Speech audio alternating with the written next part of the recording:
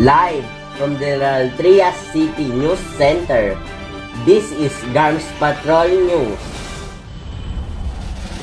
Last year, a very strong earthquake shook the town of Cavite. GARMS Patrol quickly rushed to the affected areas to report the extent of the damage. The GARMS Patrol did not give up on the news from the search and rescue to the help and recovery of the victims. Here is the report. Good evening. Here is the breaking news. It is said that more than 900 people may have died in the earthquake. Last May 10, 2021, an earthquake shook the entire town of Cavite for 35 seconds.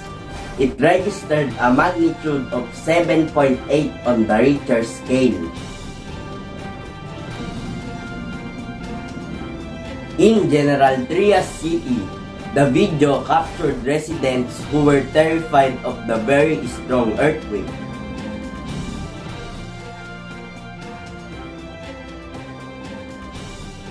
When the ground calmed down, the GARMS patrol team rushed to the most affected areas. The authorities said that they will intensify the operation to save the expected survivors of a collapsed building. Many of them have no food, no shelter, and no destination.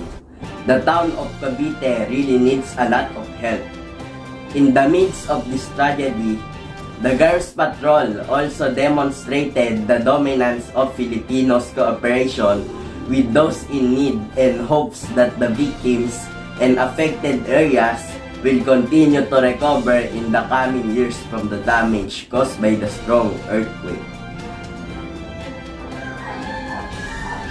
From GARMS Patrol News, I am Renz Jester S. Aragones reporting.